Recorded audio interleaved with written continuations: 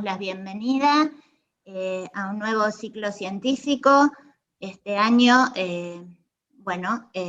comenzamos la actividad hoy. Le voy a dar la palabra a Norberto Lloves. Mi nombre es Inés Burgui, soy de la Comisión Científica, soy integrante de la Comisión Científica y vamos a empezar entonces con el ciclo 2021. Norberto, el secretario científico, nos va a dar unas palabras de introducción. Bueno, muchas gracias, Inés. Buenos días.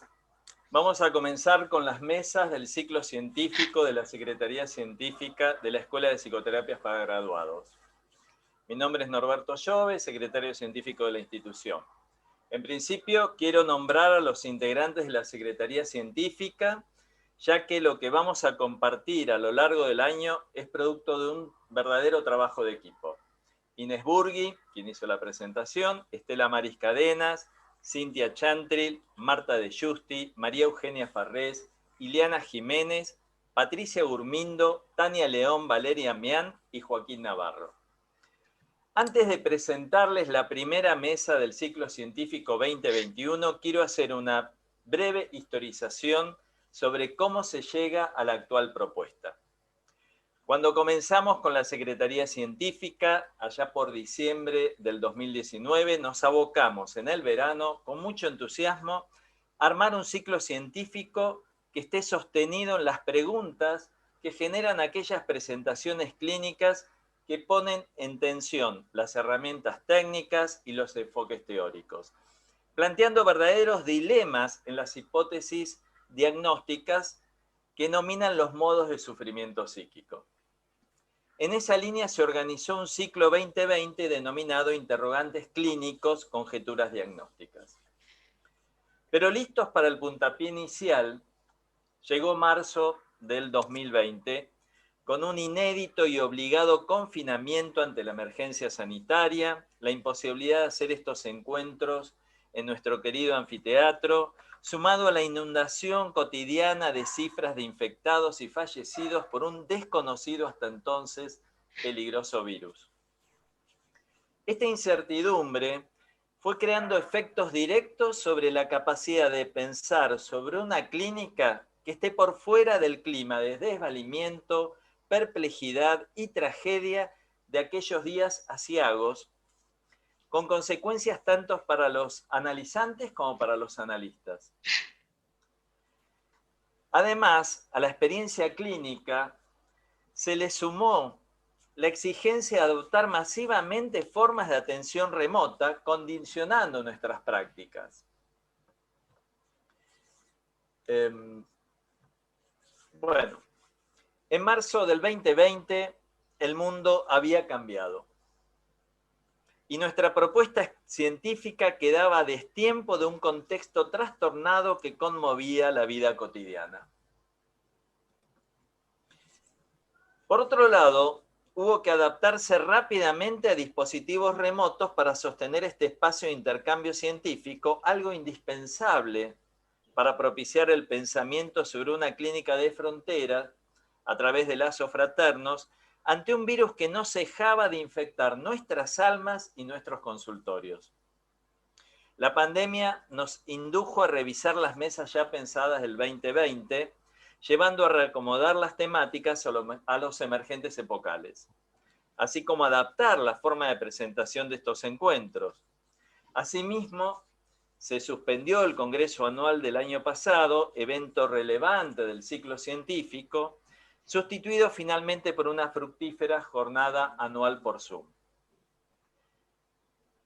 Esta dura y vertiginosa tarea de reacomodamiento fue producto del trabajo solidario de toda la escuela, de la comisión directiva, de cada una de las secretarías, de las áreas, de los docentes, en fin, de todos los socios que de un modo u otro han participado con sus aportes afectivos y de trabajo, así como aquellos amigos y colegas que nos acompañaron con su presencia en la construcción de psicoanálisis que representa este lugar de intercambio. Quiero sumar un agradecimiento especial al personal de la escuela que colabora en forma continua para sostener cada uno de estos espacios. A fin del año pasado, ya más amoldados a la atención en pandemia, con la disminución de casos y la esperanza puesta en las vacunas para la vuelta a alguna forma de presencialidad, desde la Secretaría Científica solicitamos al Consejo Directivo extender al año 2021 el ciclo Interrogantes Clínicos, Conjeturas Diagnósticas, y ahora sí, abocarnos a aquellas problemáticas que no estén solo atravesadas por los efectos de la emergencia sanitaria y sus consecuencias económicas y sociales. Pero, como el hombre propone y el virus dispone, lejos de agotarse el tema, vamos siendo testigos de su complejización, dada la transformación de nuestro contexto y vida cotidiana, con una pandemia que no solo no ha terminado, sino que con sus mutaciones tiene un final incierto. Y así la llamada segunda ola, más la falta de vacunas en el mundo, reedita el riesgo y lo intensifica. Esta nueva situación nos exige seguir sosteniendo solidariamente, codo a codo, con barbijo y distancia, creatividad y trabajo, este ámbito de reflexión y pensamiento, tan importante para hacer soporte con otros en debates teóricos y clínicos, acerca de una ardua tarea que nos implica como trabajadores de salud, en un momento donde la salud pública está en riesgo y nos convoca especialmente en tanto nuestro trabajo discurre y trata el sufrimiento psíquico. Antes de pasar a la mesa de hoy, le voy a dar la palabra a la compañera Silvia Slashman, quien les va a contar sobre el Congreso 2021, que este año lo vamos a hacer, que se llama Cartografías del Sufrimiento Psíquico, Avatares de Época. Silvia, escuchamos.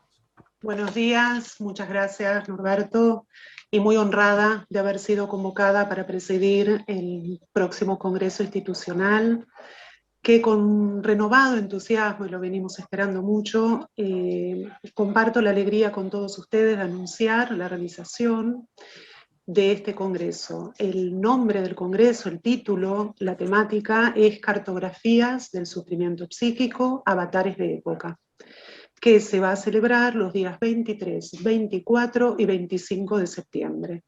Será de modalidad virtual, de modo tal que distancias y fronteras no sean obstáculo para congregarnos.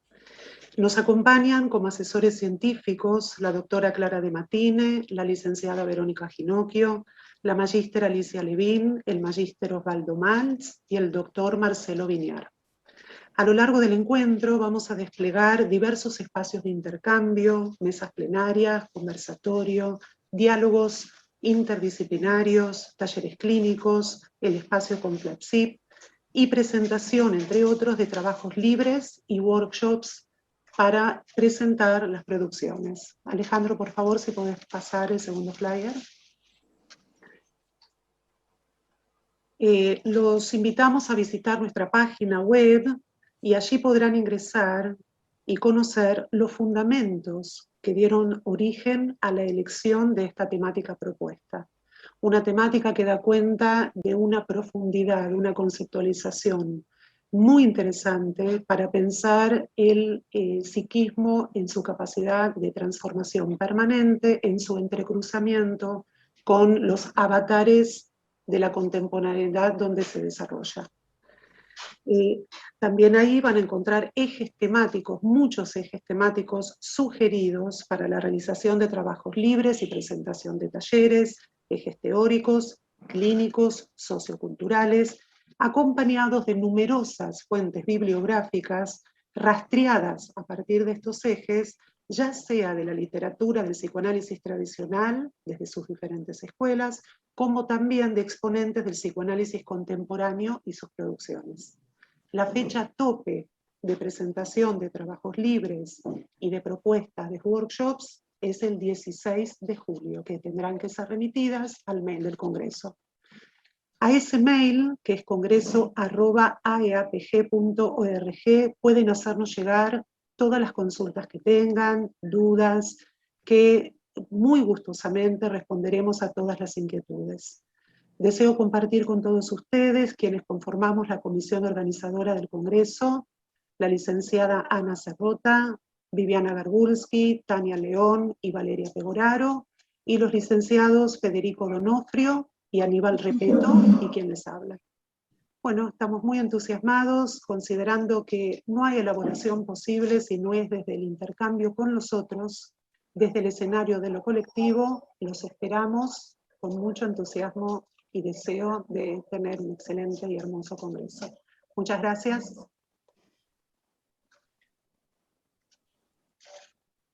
Bueno, muchas gracias, Silvia.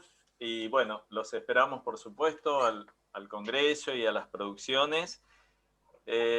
Vamos a comenzar con la mesa de hoy.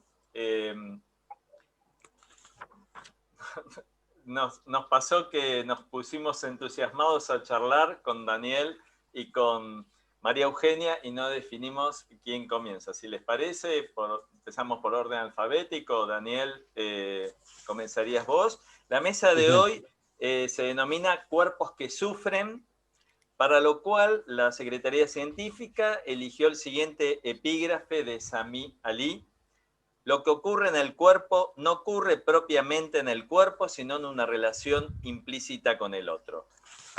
Vamos a presentar a nuestro invitado, Daniel Calmels, invitado a la casa. Es especialista en psicomotricidad, escritor, fundador y ex jefe del área de psicomotricidad del Servicio de Psicopatología Infantil del Hospital de Clínicas, psicólogo social de Pichon-Rivière. Miembro honorario de la Asociación Argentina de Psicomotricidad, de la Asociación Federal de Psicomotricistas y de OMEP, Organización Mundial para la Educación Preescolar. Docente de la Universidad Nacional de San Martín en la licenciatura de Psicopedagogía. Entre otros, autor, ya que es un escritor, de El Cristo Rojo, Faja de Honor de la Sociedad Argentina de Escritores, Entre Llamar, prosa poética, primer premio de Rodolfo Walsh de Derechos Humanos, El Cuerpo en la Escritura, El Libro de los Pies, La Discapacidad del Héroe, Fugas, El Fin del Cuerpo en los Comienzos del Milenio, Arcanos, que es también poesía, y en literatura infantil, La Almohada de los Sueños y Los Duendes de la Mesa. Bueno, Daniel, te escuchamos. Bueno, agradecido por esta invitación, esta posibilidad de hablar, de contar lo que uno piensa y hace. Voy a hablar desde el lugar de la psicomotricidad, desde la práctica con niños, con niños pequeños hasta adolescentes. Y a su vez también desde el trabajo ensayístico, cuyo tema recurrente es el cuerpo. A partir de la pandemia, hoy, el tema recurrente es la enfermedad y la muerte. Según René Lerich, la salud es la vida en el silencio de los órganos. Hoy los órganos están en alerta, en atención. Los amenaza una enfermedad. Cualquier presencia a partir de una molestia o dolor se rompe el silencio, se duda de la salud de los órganos. A su vez, la desinformación a través de las noticias falsas crea confusión. Por momentos, cuando se altera la rutina que organiza el tiempo, más la suspensión del trabajo que nos da identidad, más la amenaza de enfermar que pone en cuestión nuestra vida, más los interrogantes sobre el fin de la pandemia, quedamos en suspenso. El término suspenso nace de ese estado transitorio que debe ser resuelto. Estar suspendido deriva de pender, de estar colgado. Voy a referirme a las condiciones generales que están vinculadas con la niñez y que generan sufrimiento, ¿no? Por eso podemos decir que desde antes de la pandemia vivimos en época de un estado de descorporización, de una pérdida de las funciones corporizantes. Desde temprana edad la relación con otro cuerpo es la que posibilita mi corporización. La corporeidad se alimenta de otros cuerpos y hay necesidad de contacto y de poder mirarse en otro rostro. El niño frente a las pantallas. Pensar el cuerpo del niño del siglo XXI incluye, a diferencia del siglo pasado, pensarlo en relación con la tecnología, donde las pantallas funcionan no como herramientas, no como estamos usándolas ahora, sino en muchos casos como prótesis. Estoy hablando de niños de 3, 6 meses que están vinculados ya desde ahí con las pantallas. La prótesis demanda adherencia al cuerpo y un uso que debe disponer de movimientos, acciones y segmentos corporales en continuidad con el aparato, controlados no por el contacto, sino por una relación de tacto en la yema de los dedos. Pensemos que el niño de ciudad ya no es más el niño de la palma, de la mano palmar, sino es de la mano digital. Y si bien la mayoría de las praxias se realiza con los dedos todos juntos, el uso de la pantalla es con los dedos por separado. También existen objetos captadores de la atención, que en algunos casos pasan a ser capturantes. Pueden ser juguetes, móviles, imágenes, videos. Es necesario decir e insistir que la práctica de la atención humanizante no puede realizarse vía objetos con la prescindencia del cuerpo del adulto. El objeto en su programación no responde a los sutiles cambios del cuerpo y por lo tanto de la atención. Voy a hacer un inventario de síntomas corporales en la posmodernidad. Algunos de ellos los desarrollé en un libro que se llama Fugas, el fin del cuerpo en los comienzos del milenio. Podemos tener como constancia en algunos niños dificultades para tolerar la espera y construir actitudes posturales receptivas, dificultades para escuchar, dificultades para pensar reflexivamente, dificultades para entrar en la imaginación y la ensoñación, dificultades para crear, jugar. El aburrimiento es considerado una amenaza. Dificultades de la regulación, descanso, sueño, alimentación. Dificultades para registrar el dolor y el placer.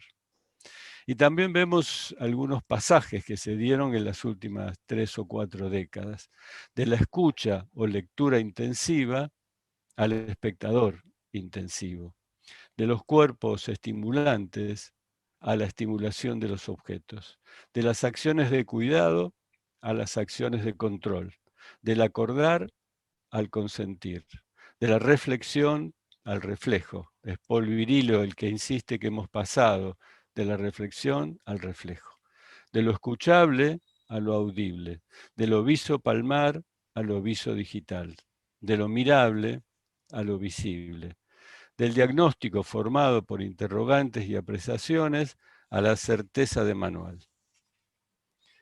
En la práctica psicomotriz, las consultas rara vez son por algún dolor físico que produzca sufrimiento, pero sí por un malestar que implica al cuerpo o a las construcciones mínimas de corporeidad, o problemáticas en el proceso de corporización que conlleva un sufrimiento psíquico.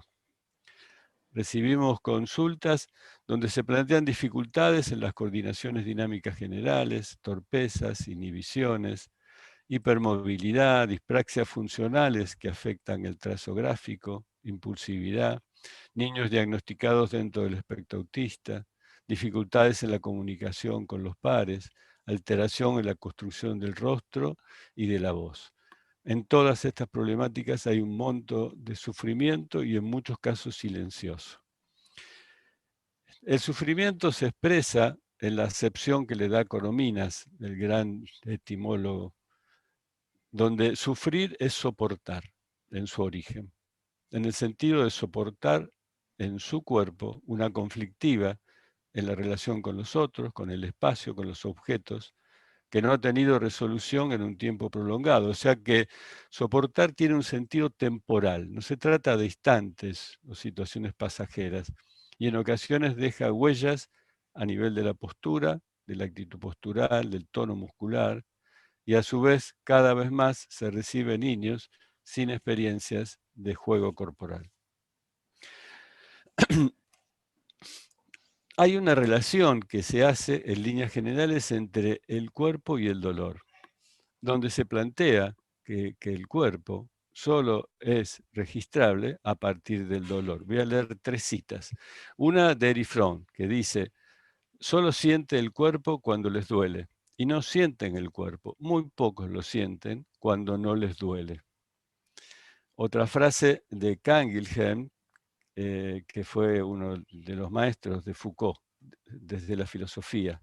La vida solo se eleva a la conciencia y a la ciencia de sí mismo por el dolor. Y otra frase de Jean Vergès, psiquiatra, psicoanalista. Algunos de ustedes al salir de su casa a la mañana y encontrarse con un amigo han dicho, mis rodillas caminan muy bien esta mañana. Es el dolor que se habla dolorosamente, solo tengo acceso al cuerpo porque se habla de él. El dolor es una muestra de la presencia de los órganos, aunque no la única. El organismo puede sentirse desde otros lugares que no es el dolor. Podríamos poner en duda la sentencia que dice que solo sentimos nuestro cuerpo en el dolor y pensar que al sentir el dolor en el cuerpo, no sentimos el cuerpo, sino el dolor en el organismo, anulando todas las sensaciones. El dolor es la alarma que nos avisa que algo diferente ocurrió. Pero no podemos organizar este tema sin ir marcando algunos otros temas. En ellos, ¿qué se entiende por cuerpo? Como decía Norberto, en el flyer hay una frase de Sami Elie que se ha interesado mucho por el psicoanálisis y que los psicomotricistas lo hemos leído. Sami Elie dice entonces, lo que ocurre en el cuerpo no ocurre propiamente en el cuerpo, sino en una relación implícita con el otro. Es una frase que parece exhibir cierta didáctica, pero plantea interrogantes. Cierta didáctica porque primero hace una afirmación, segundo hace una negación y tercero una nueva afirmación. Pareciera de esta frase que no hubiera una corporeidad explícita, palpable. Entonces recurro a Merleau-Ponty, que dice, conozco muy mal desde el interior la mímica de la ira. Por otra parte, yo no percibo la ira o la amenaza como un hecho psíquico oculto tras el gesto. Leo la ira en el gesto. El gesto no me hace pensar en la ira, es la misma ira. El cuerpo es un concepto que requiere de adjetivos, que aclaren su identidad. No hay una apreciación sustantiva del cuerpo. Y creo que el motivo es que hay que diferenciar del cuerpo de la medicina, que es donde más se usa, cuando los periódicos sacan suplementos sobre el cuerpo, lo que hablan es de la vida orgánica, ¿no? Seguimos por acá. Voy a leer una frase de Sarah Pain. Sarah Pain viene del campo de la filosofía, tiene una influencia muy grande dentro de la psicopedagogía, con la cual tengo la suerte de cartearme. Y dice, la memoria del cuerpo es distinta de la memoria del organismo, por cuanto esta última tiene que ver con la reproducción de los caracteres hereditarios y las disposiciones que de ellos se desprenden. La reproducción por el cuerpo es la de la mímesis, la que duplica al otro en un juego de espejo, aún antes que se instale cualquier imagen de propiedad yoica. El organismo sería el cuerpo lo que un aparato registrador es al instrumento musical. El organismo puede funcionar según un programa ya grabado. El instrumento musical se presenta con la posibilidad de una combinatoria casi infinita. El organismo se domestica, se acostumbra, se medica. El cuerpo ensaya, se equivoca, se corrige, aprende. Podemos agregar que el cuerpo no tiene remedio. Podemos decir también que el organismo responde al estímulo, el cuerpo a lo estimulante. La mano que toca el fuego es la mano del cuerpo. La que la retira es la mano del organismo. El primero se pregunta, titubea, el segundo responde con certeza. El dolor que afecta al organismo es tramitado por la corporeidad. dolor que no llega a registrarse en forma directa. Imaginemos un niño en la plaza que está acompañada por el padre, por la madre, se cae y se golpea. Lo primero que va a hacer es muy probable, va a buscar en el rostro del adulto la dimensión de su dolor. Por carácter transitivo, como dicen Vergés y Balbo, el niño busca en el otro el sentirse, ¿no? Hay una niña que se lastima y que va y le dice a la madre que se lastimó. Y la madre le dice, ¿y te dolió mucho? Y no, porque no estabas vos, le dice, ¿no? Eso lo tengo como frase para un próximo libro que me enviaron. ¿No? Entonces, también puede haber papás o mamás o adultos que acompañen, que cuando el niño se golpea y mire, den vuelta para otro lado y digan, disimula, disimula, no mires. Y el niño va a quedar con dificultades para poder registrar su propio dolor. Algo parecido pasa con los sabores. El primer sabor se registra en esa cuchara que la madre saborea y hace frente al bebé en su primera comida. Ahí comienza a registrar el sabor en el rostro del otro. En el campo de los sí, cuando se nombra la palabra cuerpo, hay que dar explicaciones. El sentido no está solo en el término cuerpo, hay que agregar por lo menos un segundo término que le da identidad al primero. No pasa lo mismo con otros conceptos. Podemos decir que el cuerpo es una insignia, un distintivo que nos distingue de los miembros de otra cultura. Otra frase de Sara Paín. El cuerpo tiene el triple rol de lugar de experiencia, de caja de resonancia emotiva y de presencia continua del yo en el mundo. Otra. Entonces, mientras el organismo funciona, el cuerpo es la elaboración significante de ese funcionamiento, en un sistema en el cual cada órgano es una marca y el escenario de la fisiología erigida en dramática. No se trata de considerar al organismo como material y al cuerpo como fantasía, más bien todo lo contrario, pues es el cuerpo el que gesticula, el que sonríe, el que puede ser alabado o violado. Pensamos el cuerpo de la expresión y de la comunicación a partir de las manifestaciones corporales. ¿Qué son las manifestaciones corporales? El contacto, los sabores, la actitud postural, la mirada, la escucha, la voz, el rostro, los gestos expresivos, las praxias. Es a partir de todas estas manifestaciones que el cuerpo cobra existencia.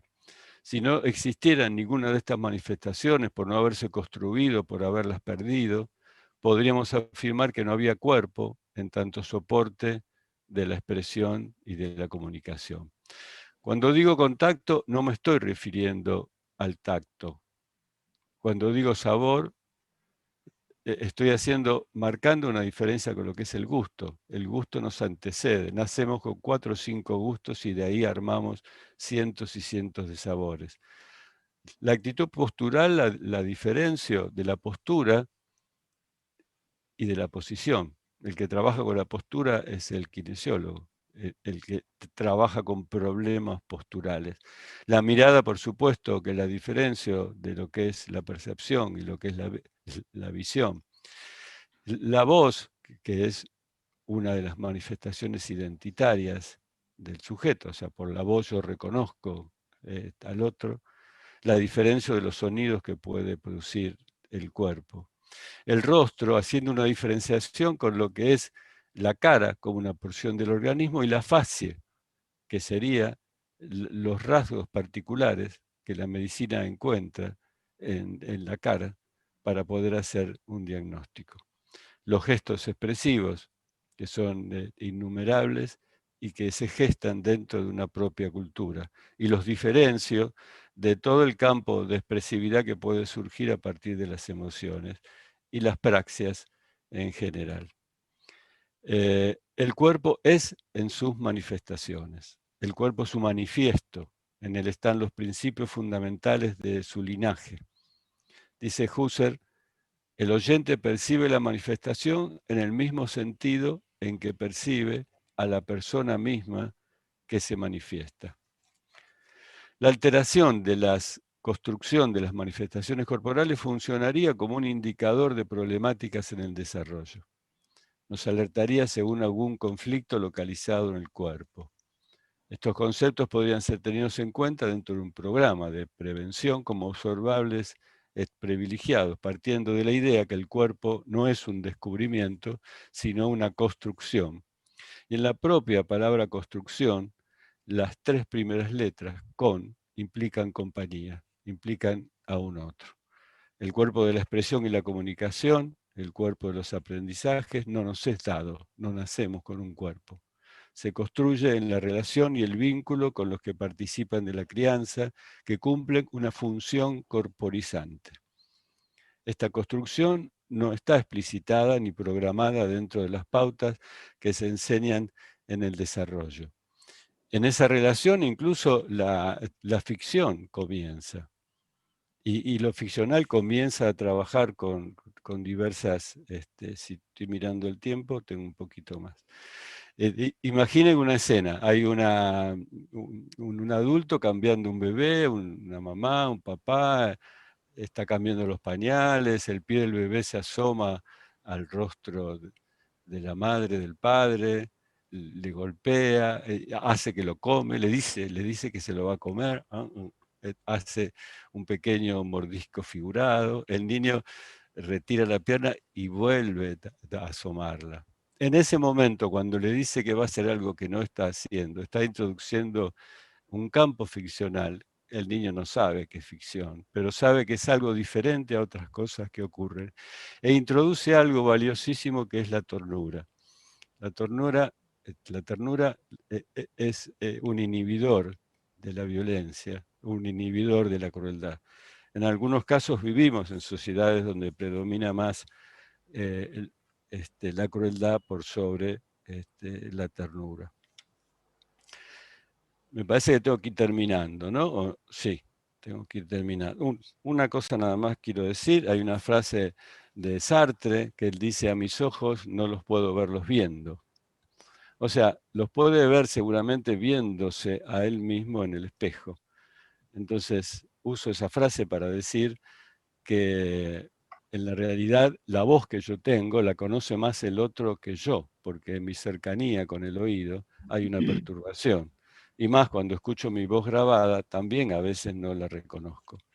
La propia altura mía, si quiero saber mi altura y me miro en un espejo, me veo un poco más chico, y si me acerco para verme pleno y cercano, no me veo porque estoy pegado al espejo. Lo mismo verme desde atrás, yo no puedo. Entonces, si en algún momento les regalan un libro que se llame Conócete a sí mismo, yo les pediría que venga acompañado por alguien, porque si no, no van a poder estar. Quedarían algunos interrogantes sobre el DSM-4 que quizás en algún momento se puedan decir. Agradezco mucho. Gracias. Bueno, gracias. Muchas gracias, Daniel. Bueno, la idea de la mesa de hoy también por las características, la complejidad que tiene esto de cuerpos que sufren, era también hacer una mesa interdisciplinaria. Ahora vamos a escuchar a María Eugenia Farrés, que es una psicoanalista de la casa, psicóloga, psicoanalista de adolescentes y adultos, socia activa y docente titular de la escuela, donde también es miembro de la comisión científica y del grupo autogestivo Encuentro con el Psicoanálisis Contemporáneo. Fue terapeuta y coordinadora del equipo de adolescentes del Centro Raskowski y coordinadora de la comisión organizadora del Congreso Anual entre el 2014 y el 2018. Institucionalmente, después de pertenecer a varios servicios de hospitales generales y monovalentes, se desempeña actualmente como psicóloga de planta del equipo de internación de Clínica Santa Rosa. Bueno, María Eugenia, te escuchamos. Bueno, antes que todo, quiero agradecerles a todos. Le quiero agradecer especialmente a la Comisión Científica por la invitación, a Norberto Lloves, que siempre me insiste, él me da mucho coraje para que yo me anime a estas cosas. y a la comisión científica, mis compañeros de ahora, y también a los que hoy, este año, decidieron correrse de la comisión, pero que tuvieron mucho que ver con la manera en la que pensamos esto: Violeta Buchbinder, Sebastián Sequeira y Gustavo Gaceta, 3 colegas muy queridos que han tenido mucho que ver con esto. Además, particularmente este ha sido el año que terminó, digamos, y este que arranca, ha sido un año complejo para muchos, calculo, para mí especialmente, y fue difícil sostener todo el trabajo. Y bueno, la escuela como institución, los amigos de la escuela y también los amigos de la vida, los que están afuera, todos ellos también me ayudaron mucho a sostener todo el trabajo. Bueno, el trabajo que escribí se llama, y por lo que escuché coincide en muchas cosas con lo que planteó Daniel, Cuerpo y organismo, linajes en discordia. Alguien me dijo que le gustaba la metáfora, yo les cuento que es de Borges, ¿no? Creo que casi todos la saben, la discordia de linajes es borgiana, pero bueno, yo me la chupé un poquito, me la apropié. Cuerpo y organismo, linajes en discordia. Tenemos zapatos, orgullo, presente, tenemos costumbres, pudores, jadeos, tenemos la boca, la lengua, los dientes, saliva, cinismo, locura, deseo. Tenemos un techo con libros y besos, tenemos el morbo, los celos, la sangre, tenemos la niebla metida en los huesos, tenemos el lujo de no tener hambre. Más de 100 palabras, más de 100 motivos para no cortarse de un tajo las venas, más de 100 pupilas donde vernos vivos, más de 100 mentiras que valen la pena. Joaquín Sabina, más de 100 mentiras. Una de las primeras cosas que me llamaron la atención al armar este escrito es la repetición. No es que tuviera pretensiones de originalidad, pero cuando comencé a leer sobre el cuerpo, me di cuenta que desde fines más o menos del 2020, cientos de psicoanalistas estaban hablando y escribiendo sobre eso. Así fue que se me impuso la pregunta, ¿por qué todos estamos pensando en el cuerpo? Antes de aventurar respuestas iluminadas, adentrémonos en las oscuras profundidades del psicoanálisis con el cuerpo sufriente como linterna.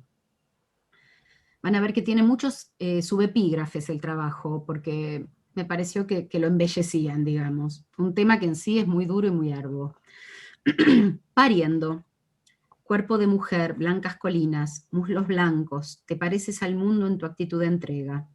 Mi cuerpo de labriego salvaje te socava y hace saltar el hijo del fondo de la tierra. Neruda, Cuerpo de mujer. Habla un poquitito más despacio, por favor. Ay, y eso que Marta me lo advirtió. El cuerpo dará a luz al psicoanálisis. El cuerpo amante, voluptuoso, sufriente. El cuerpo elocuente y políglota de Ana O. El cuerpo mortificado de Emi. El cuerpo paralizado, enamorado, lascivo de Elizabeth. Cuerpo y sufrimiento plantean para nuestra disciplina interrogantes clínicos. Hoy, retomando el tema que quedó en suspenso el año pasado, los elegimos como puentes. Zonas de intersección. Ligaduras entre este año aún promisorio y aquel en que motrizmente nos detuvimos. El cuerpo, puente, límite y frontera. Mientras no lo sentimos, el cuerpo no se anuncia. Percepción, movimiento, sensorialidad, dolor nos anotician de su presencia. Mientras tanto, es un anfitrión silencioso y paciente. Anfitrión pasible de transformarse en ruidoso ocupa de nuestro psiquismo. Ahí donde damos vuelta al guante y la superficie corporal deja de arroparnos para pasar a aprisionarnos. En la estrecha cavidad de su muela se recluye su alma toda, cita Freud al poeta. Sabemos que para el psicoanálisis el cuerpo no es solamente el de la biología. Es escenario y protagonista del nacimiento exógeno del sujeto. Es cuerpo erógeno, dibujado pulsionalmente por el otro. Es más que un conjunto de órganos funcionales. Por el contrario, como señala Yago Franco, se trata de un cuerpo desfuncionalizado, alejado de lo autoconservativo. La experiencia de satisfacción, como la trae Freud en el proyecto, modeliza la forma en que las noticias del cuerpo propio, hasta aquí necesidades, se asocian al objeto satisfactor y a las maniobras de alteración interior que consiguieron la satisfacción a través de la acción específica del semejante en el afuera. Se evita así la alucinación perpetua, que alejaría al incipiente humano de la vida biológica, y se abre la puerta, apuntalamiento mediante, al mundo del lenguaje y las representaciones. Ya no alcanzará, como demostró Spitz, con el alimento y el calor. El contacto interhumano ha ingresado su caballo de Troya al organismo biológico. Noten, por favor, que elijo usar la palabra contacto. Alquimias y discordias. Hablamos así de un cuerpo escenario, donde el montaje entre lo erótico deseante, inscripto por el otro en lo profundo de la subjetividad, por un lado, y lo biológico autoconservativo, por el otro, se escenifica, no sin discordia. Desde esta perspectiva, pulsiones de autoconservación y libido habitan el mismo soma, pero no tienen la misma meta. La búsqueda del placer, ese plus agregado por el otro, pero apuntalado en el cuerpo propio y su versatilidad erógena, será tanto la bisagra como la piedra de la discordia. La vida biológica sufre una disrupción o queda como alterada por la presencia de las representaciones que definen los modos de relación con el mundo. Estoy citando a Silvia Bleichmar.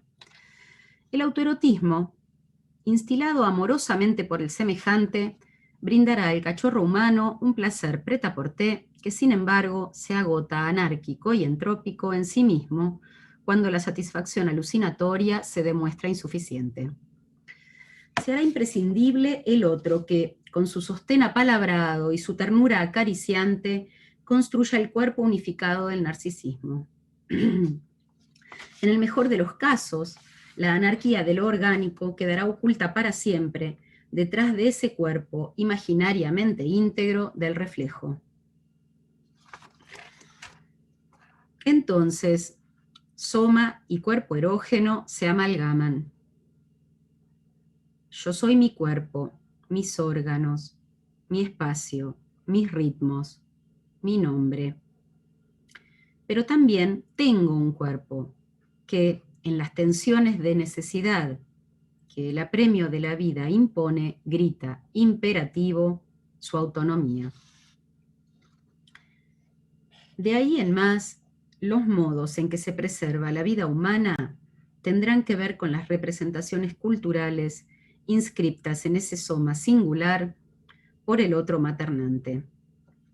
Así, el yo recién nacido, superficie cuerpo, sensible, percipiente y amo de la motilidad, precipita en la matriz simbólica que el otro del espejo ofrece y toma a su cargo el cuidado de la vida biológica y la transacción con el ello pulsional. Inevitablemente atravesado por las palabras que lo arrullaron, tocará al yo buscar satisfacción para sus deseos pulsátiles en el mundo circundante, transformándolo en esa empresa.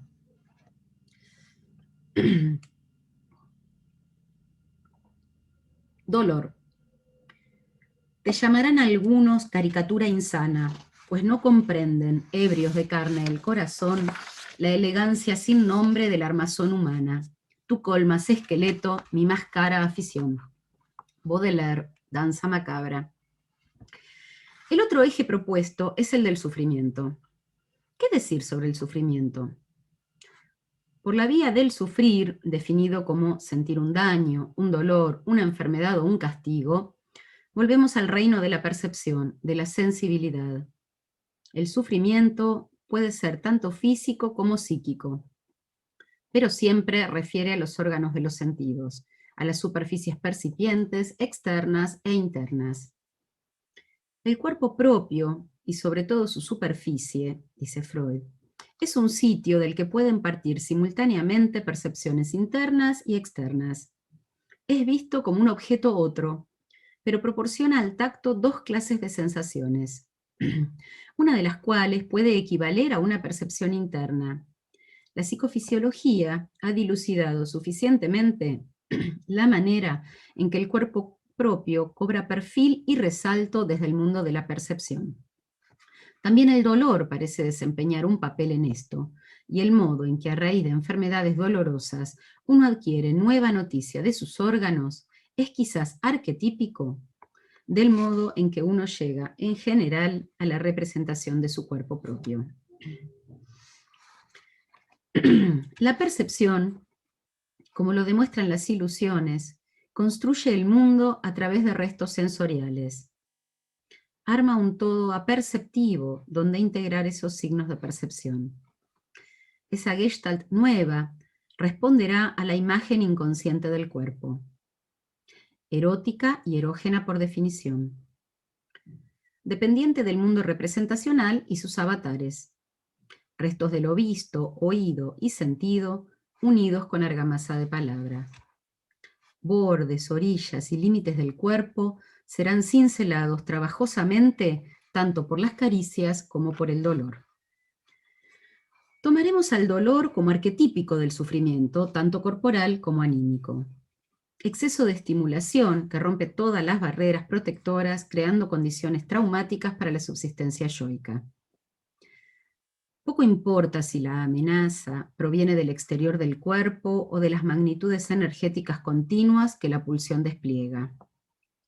No olvidemos que para el yo, amigo de la seguridad, la pulsión acicateante es siempre mucho, siempre ajena y particularmente indomeñable. En el decir de Freud, la pulsión nos aparece como un concepto fronterizo entre lo anímico y lo somático, como un representante psíquico de los estímulos que provienen del interior del cuerpo y alcanzan el alma, como una medida de la exigencia de trabajo que es impuesta a lo anímico a consecuencia de su trabazón con lo corporal. En el mismo texto dirá, los estímulos pulsionales plantean exigencias mucho más elevadas al sistema nervioso y lo mueven a actividades complejas, encadenadas entre sí, que modifican el mundo exterior lo suficiente para que satisfaga la fuente interior del estímulo. Decíamos que cuerpo y yo no se recubren totalmente, como lo demuestra, por ejemplo, el fenómeno del miembro fantasma. Por el contrario, su soldadura puede ser muy inestable frente a los embates de la realidad externa, del superyo y de la pulsión. Cada uno de los amos del yo puede fundir la frágil bisagra que lo articula con el cuerpo, cuando el dolor incendia el aparato. De este modo, entendemos cómo el sufrimiento puede situarse de un lado, del otro o en la amalgama misma, figurando mezclas, gradientes y versiones de la aleación entre soma y aparato psíquico. Esperen, porque mis ritmos siempre son muy acelerados, así que un poquito de agua para estar mejor. Bisagras o el entre. Recuerdo a Javier. Es bello, fuerte y joven, pero está aterrado. Me desvanezco. Hay una niebla cada vez que me miro en el espejo. Estoy como empañado. ¿Estás segura de que soy yo? En el llamado signo del espejo, la consistencia engañosa que el otro ha dejado en consignación cae por su propio peso y el sufrimiento es brutal. Ya no hay yo íntegro que represente al cuerpo biológico. La ruptura de la aleación provista por el narcisismo figura el dolor del derrumbe. No hay cuerpo que reflejar. Paradójicamente, el sufrimiento, ese terror o angustia de fragmentación, es enorme entre el yo y el soma, literalmente apenas ensamblados por una niebla. Transitando caminos más vitales, evoco otro cuerpo sufriente, el de María. Subí la escalera y me agité, me transpiré toda, estaba toda colorada, me dolía el pecho y me empezó a golpear fuerte el corazón. Pensé que tenía COVID o que era un infarto lo que me estaba matando, y no me acuerdo nada más. Parece que me desmayé. Me tomaron la presión, la oxigenación, me llevaron a testear, siempre lo mismo. Después de 2 veces iguales, me mandaron al psicólogo. La imposibilidad de representación psíquica para el exceso de estimulación, la estasis pulsional, según el modelo de las neurosis actuales, atrapa al soma desbocado entre el empuje pulsional en demasía y la simbolización faltante.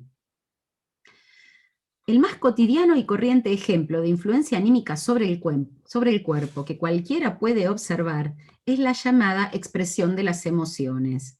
Casi todos los estados anímicos que puede tener un hombre se exteriorizan en la tensión y relajación de sus músculos faciales, la actitud de sus ojos, el aflujo sanguíneo a su piel.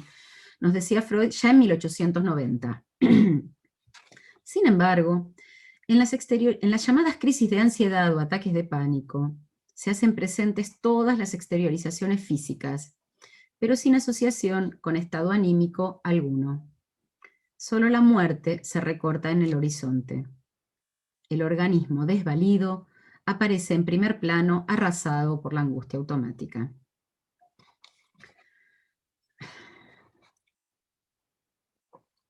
Palabras o del lado de la representación. Ana, maestra, no puede hacerse oír. Su voz es inaudible en sesión justo el día en que su analista toma licencia por maternidad. La queja sobre su laringe enferma, como todos los decires en análisis, se resignifica. No puedo estar sin vos, no puedo trabajar así. Sin mí, devuelvo. Ana asocia. Va encontrando sentidos para su expresión equívoca, pero ahora se la escucha. Volvió su voz.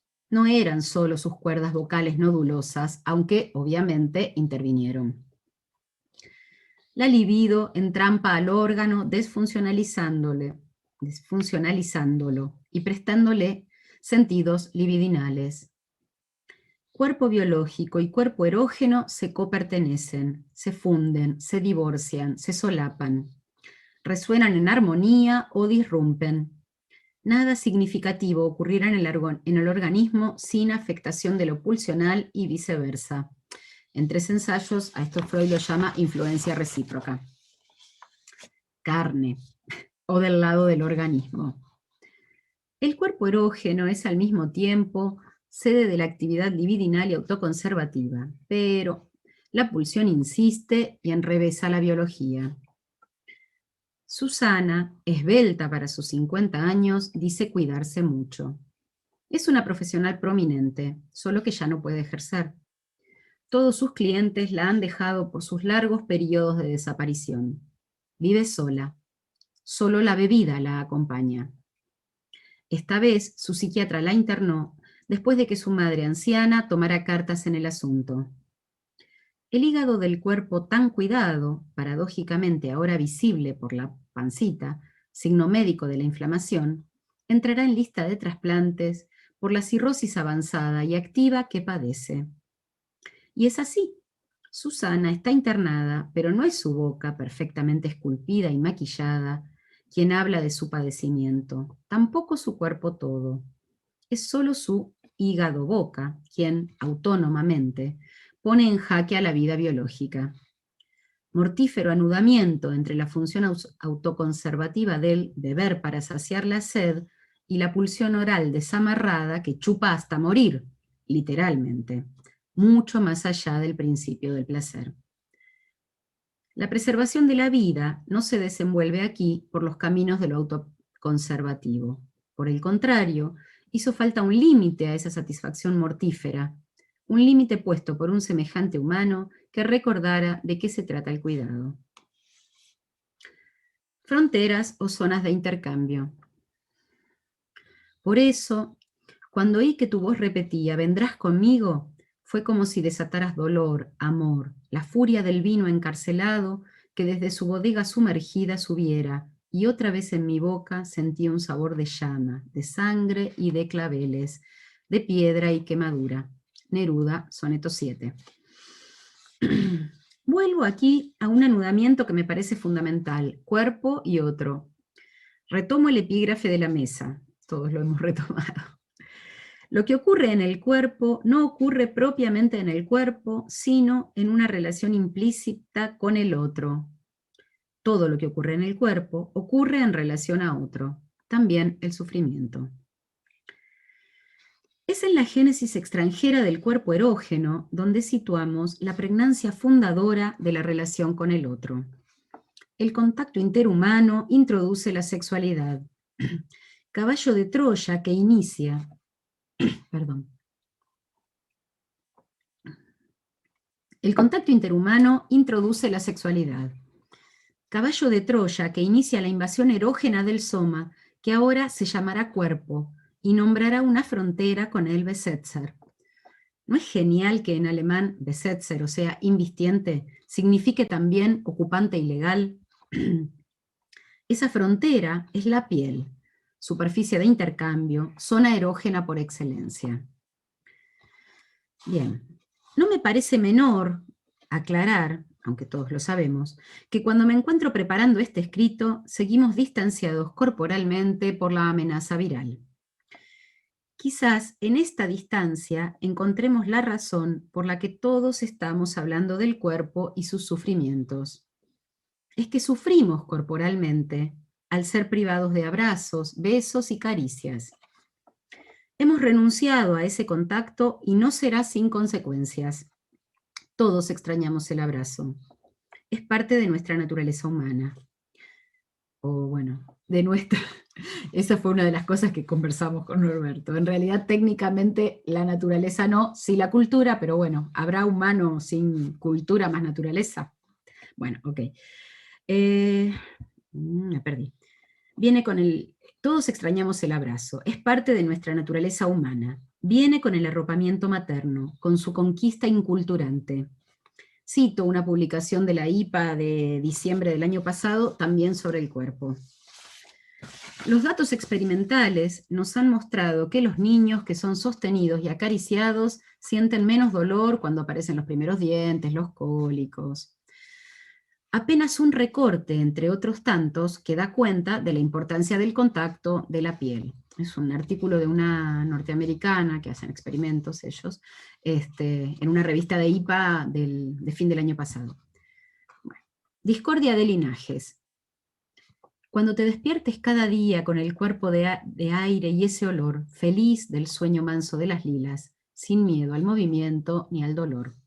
Jorge van der Molle, ¿cuándo? Pero sabemos que el distanciamiento es necesario. ¿Por qué nos duele tanto?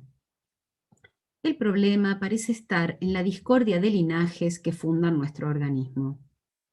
Contacto y movimiento son parcialidades pulsionales que, insistentes, buscan suprimir la tensión en sus fuentes a través de la descarga, enhebrando el cuerpo del semejante en su búsqueda de satisfacción. Libido y autoconservación, representantes del amor y las necesidades corporales, de descarga motora e intercambio en el caso del que estamos hablando, se funden y exigen ser satisfechas, reposar, bajar sus niveles apremiantes a cualquier precio. Mientras el cuerpo aguante, decía un paciente mío mayor, sin detectar que allí Tánatos metía la cola. Cuando el cuerpo no aguante más, habrá vuelto a su estado anterior, abiótico. Pero hoy, 2021, y aquí la actualidad es fundamental, esa búsqueda de abrazos quedará por fuera de lo autopreservativo. Decíamos que en la biología humana no hay nada que conserve la vida. De hecho, hace unos años, un biólogo especialista en envejecimiento nos contaba en un congreso de la escuela que la naturaleza nos quiere muertos. No hay nada en el plan de la biología que aspire a mantenernos vivos después de terminada nuestra etapa reproductiva. Y eso que no había leído a Freud, sus referencias a la conservación de la especie, la pulsión de muerte, no, nada de todo eso. Sigo entonces a Silvia Bleichmar al decir que el cuidado quedará siempre del lado del límite a la descarga absoluta, del lado del otro humanizante. Algo ya sobre esto nos decía Freud cuando dice, cada cultura ofrece al yo las representaciones que sirven a la conservación de la vida. Algo sobre esto nos decía Freud en 1913. Él decía, toda historia de la cultura no hace sino mostrar los caminos que los seres humanos emprendieron para la ligazón de sus deseos insatisfechos, y ahora esto es importante, bajo las condiciones cambiantes y alteradas por el progreso técnico, cosa muy en boga, y además agrega de permisión y de negación por la realidad, ¿sí? O sea, ya la historia de la cultura nos cuenta cómo hemos ido cambiando la manera en la que la realidad nos permitía o no satisfacer nuestras necesidades y deseos.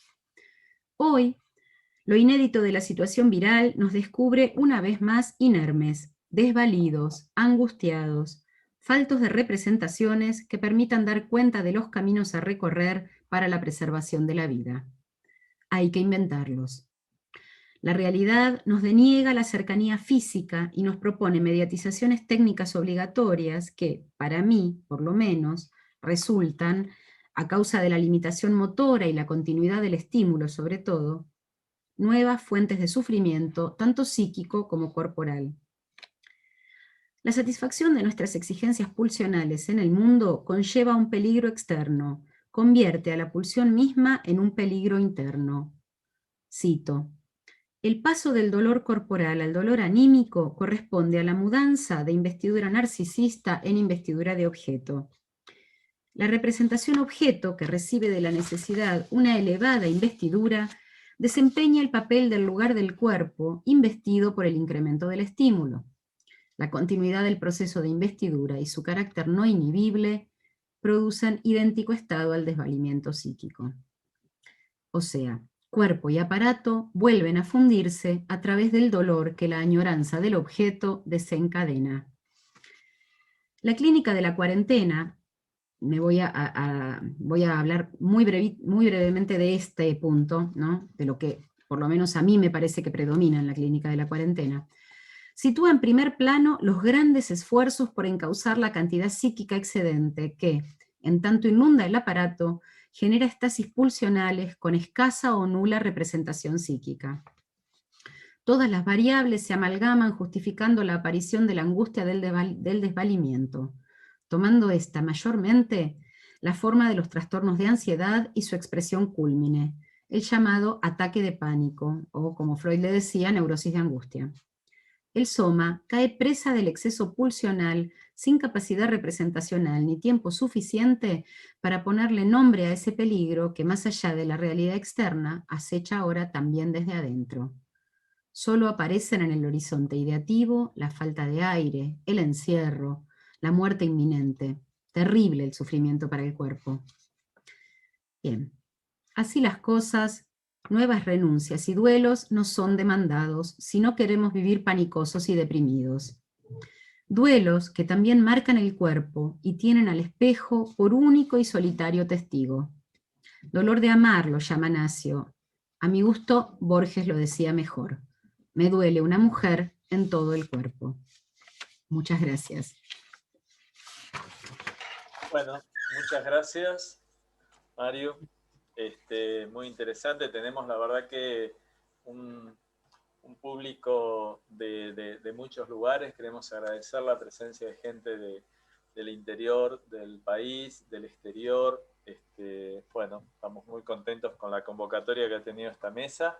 Hay muchísimas felicitaciones para ambos, pero vamos a ir leyendo de a 2 o 3 preguntas para poder ir ubicando las cuestiones que ustedes van planteando.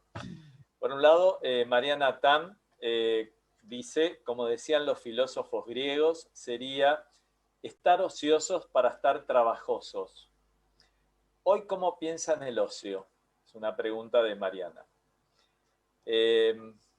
Más abajo, Melina Salguero Rey, a diferencia del organismo, el cuerpo es cuerpo, porque está atravesado por el lenguaje.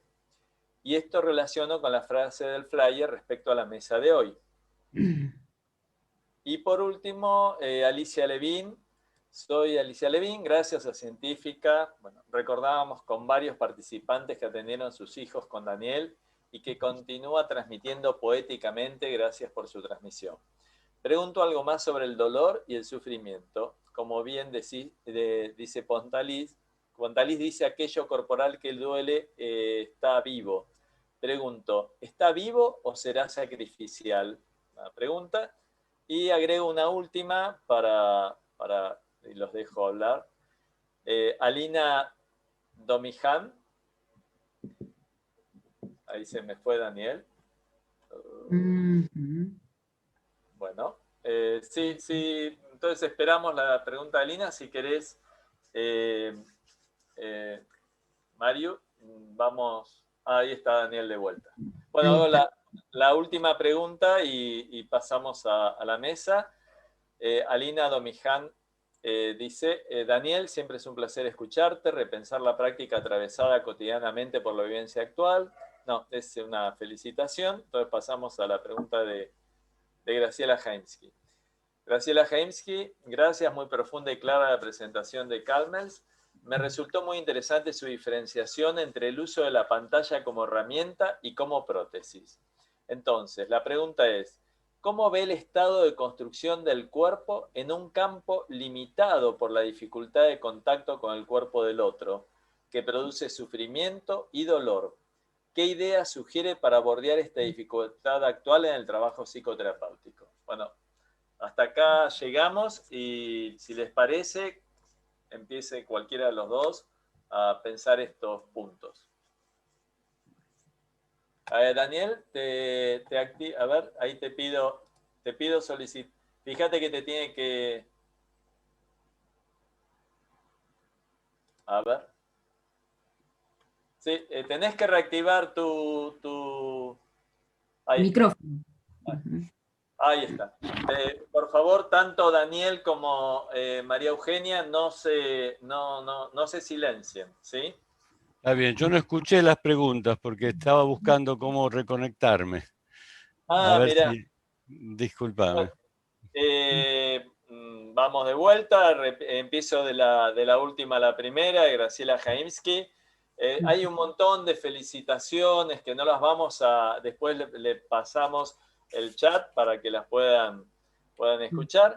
Graciela Jaimsky dice, Calmels, me resultó muy interesante su diferenciación entre el uso de la pantalla como herramienta y como prótesis.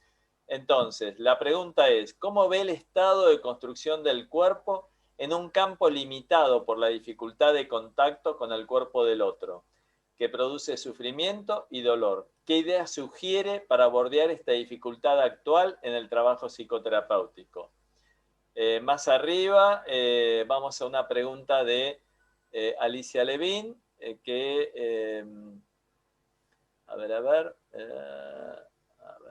acá está. Alicia Levin, bueno, plantea que varios participantes atendieron a sus hijos con Daniel y que te agradece tu forma de transmisión.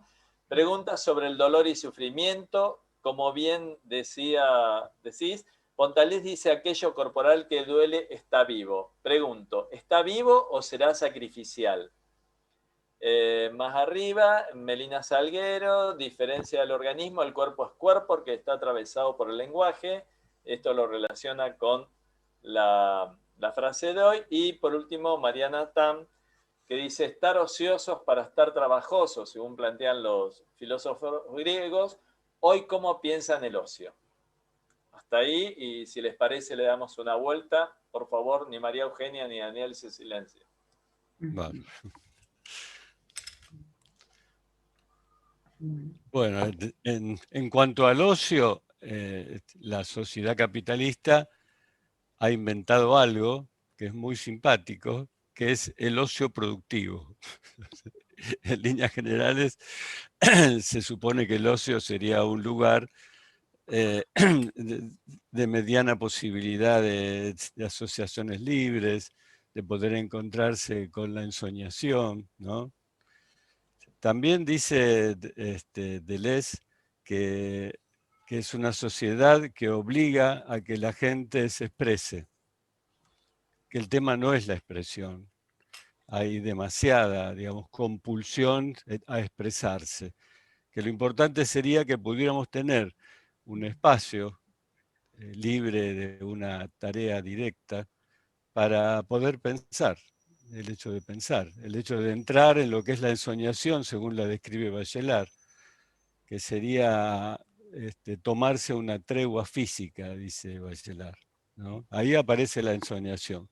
En línea general es lo que la ensoñación no puede, se lo deriva al jugar.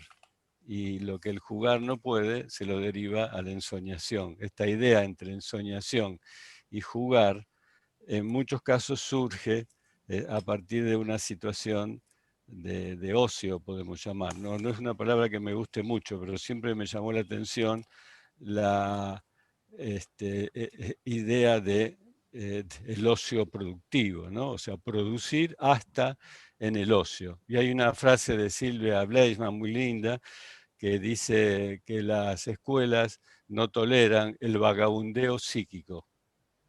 Yo creo que el ocio sería el mejor lugar para el vagabundeo psíquico. Además, en muchas escuelas lo que se ha retirado es el momento de descanso. El momento del descanso, que es un hacer nada, no hay tarea, o sea, la tarea se aleja de ahí. Los niños comúnmente entran en ensoñación. No están dormidos aún, pero están imaginando, pensando. Imaginar, además, promueve lo que es un hecho futuro.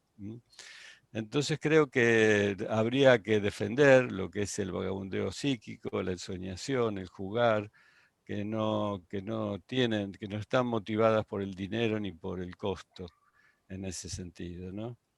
Y el trabajo con las pantallas, la primera dificultad que tenemos digamos, al trabajar vía una pantalla, por medio de una pantalla, es que queremos hacer lo mismo que hacíamos antes. Y la primera es resignarnos a que hay cosas que no van a poder hacerse, ¿no? Seguramente va a estar la actitud postural más puesta, o sea, eso que anuncia algo que no se hace. Va a estar seguramente el tema de la voz como un elemento principal en el trabajo que hacemos vía pantalla. La voz en mi caso, que el niño reconoce, que reconoce en esa voz una identidad, que reconoce en esa voz una relación armada. Si a esa voz le podemos agregar canto en algunos momentos, ritmo, también sería un buen argumento, ¿no? En ese sentido. En cuanto a la pantalla como prótesis, las pantallas tienen 5 condiciones que son preocupantes y que están ligadas con lo hipnótico. Una es, las pantallas son manuales, o sea, las tenemos cerca, ya no es un televisor que está lejos, lo puedo gobernar, es algo manual. Y en muchos casos personal, es un objeto que es de ese niño, de esa persona. Tiene luz, la pantalla tiene luz y no cualquier luz. O sea, es una luz con brillo, es manual, tiene luz y tiene brillo. Pero a su vez tiene movimiento, luz, brillo, movimiento, y tiene continuidad. La pantalla no para. Más, hemos pasado en las últimas décadas, hemos hecho un pasaje de una serie de fenómenos que eran discontinuos a fenómenos continuos. Por ejemplo, la comunicación telefónica era discontinua, hoy es continua. La compra de alimentos, si hay dinero, puede ser continua. La televisión es continua. La publicidad es continua. Antes había, digamos, cuando Olmedo hacía la propaganda de una casa de bebida que se llamaba Savoy, él decía, Savoy es Savoy, Savoy. Y se lo prohibieron, le dijeron que no podía hacer publicidad en eso, ¿no? Entonces la pantalla, la reunión del color, la luz, el brillo, el sonido y la continuidad son características de los objetos que producen cierto estado de captación y a veces de captación hipnótica. Es por eso que un bebé de 4 o 5 meses con una pantalla queda directamente aferrado a ese objeto y es una verdadera prótesis o un futuro de prótesis. Hasta acá. Bueno. Sí, en realidad, a ver, nada, muchas cosas no se me han ocurrido. Una en relación a esto del ocio. Cuando mencionaron el ocio, recordé la filosofía de la universidad, ¿no es cierto? Digo, porque desde esa época no he vuelto a visitar la filosofía. Y la filosofía empezaba con un texto, me vino a la mente, que se llamaba El ocio y la vida intelectual. Y estoy hablando ya de hace yo qué sé, 35 años, una cosa así, porque era el inicio de todo esto, ¿no? A mí ese texto yo lo recuperé pensando mucho tiempo después, porque un poco en la relación con esto que, que traía recién Daniel de Silvia Bleichmar, pensar esto del vagabundeo psíquico, porque en realidad a mí me parece que el ocio, hay que ver de verdad qué es lo que, si es un ocio tal cual, digamos, el ocio abierto donde la cabeza está desocupada, digamos, puede ser un gran productor de preguntas.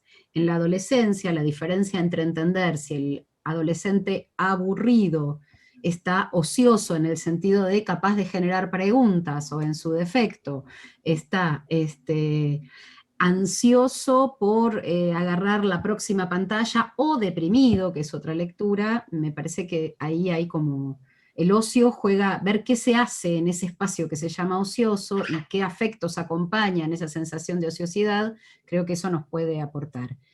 Alguien hablaba del cuerpo atravesado por el lenguaje. Yo creo que, bueno, un poco la presentación que yo armé tiene que ver con esto. Cuerpo no es lo mismo que organismo, desde el momento en que el otro introduce la palabra, la sexualidad en sentido amplio, ¿no? Que no es solamente la genitalidad, ni mucho menos. Y me quedé pensando en eso de que planteaba Alicia, sobre si lo que duele será sacrificial. Yo creo que hay que ver también, como en todos los casos, qué hacemos con eso que duele. Si frente a eso que duele no nos damos ni por entendidos, va a ser mucho más, va a terminar convirtiéndose en sacrificial. A veces está ahí para presentificar algo, ¿no? Bueno, nada, la cuestión de las pantallas la trajo Daniel, me pareció súper interesante, pero creo que es para pensar mucho. A mí, de esas 5 cosas que decías, Daniel, siempre me pareció. Yo soy muy amiga de las pantallas, no estoy en contra, todo lo contrario.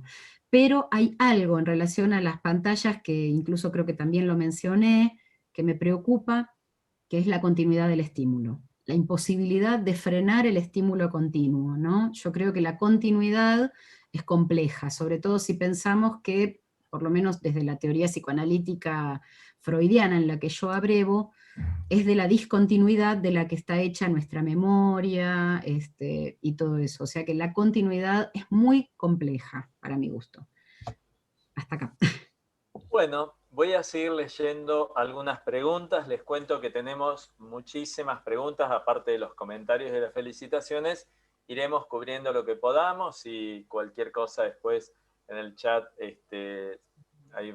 o si ustedes quieren, tanto Daniel como María Eugenia, dejar sus mails para que la gente siga en contacto en el chat, una posibilidad. Iremos viendo las preguntas que podamos responder. Judith Reutenberg dice, bueno, muy buena la exposición de Daniel, muchas consultas nuevas no aceptan el inicio terapéutico por pantalla, exigen presencialidad. Cuidar el cuerpo del terapeuta y del paciente es vivido como rechazo o como no aceptación del cuerpo del otro. ¿Cómo lo piensan? Sebastián Sequeira pregunta para ambos. ¿Podemos pensar la emocionalización de las sensaciones, percepciones en el vínculo con los otros como construcción del cuerpo libidinal, como cuerpo significado y que a la vez significa? Pregunta Sebastián. Mariana Tam propone, hoy el uso de la pantalla es asimilable a una prótesis de nuestro cuerpo y de nuestra manera de interrelación con el otro. Bueno, insiste este punto, ¿no? ¿Cómo lo explican y de qué ideas? Después Alicia Levin vuelve a preguntar. Bueno, gracias Maru por tus lanzamientos. Pregunto, como vos decís en esta paciente que no tiene voz y te vas vos, ¿cómo pensar vínculos que libidinizan y aquellos vínculos que deslibidinizan? Y vemos efectos sacrificiales. Se ve que le insiste esta pregunta a Alicia. Y por último, de Irma Castañeda, en mi experiencia, la adaptación de los niños pequeños a las personas planas en las pantallas, las voces alteradas y todo lo que implica, tendrá consecuencias inmediatas y de largo plazo muy preocupantes. Muy importante difundir fugas. No sé bien a qué se refiere, pero si les parece, le damos una vuelta ahí. Al libro de Daniel se debe Libro de referir. Daniel. Ah, Sí. perdón. Digo yo, no sé, se me ocurre. Sí, sí, ese es el libro mío. Sí. Ujú, bien. Bueno, si quieren esta vez contesto yo lo que va pasando.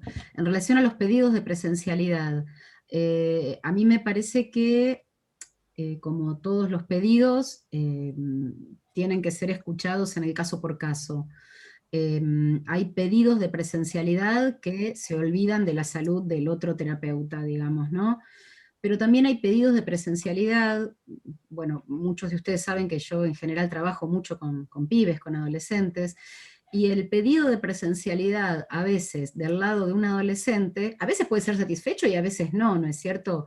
Pero cuando viene del lado del adolescente, muchas veces tiene que ver con que no tiene ningún lugar donde estar íntimamente hablando de esas cosas que tiene que hablar. A veces basta, por lo menos esa es mi experiencia, con una consulta presencial y de otra, desde algo se construye, aún con sugerencias, ¿no es cierto? Como para que todo eso, o sea, no sé, andate a hablar al auto, andate a hablar al jardín, al baño, qué sé yo, como poder encontrar algunas cosas que vayan delimitando intimidades, o bueno, otras cosas que los pibes suelen manejar mejor que nosotros en relación al recurso tecnológico.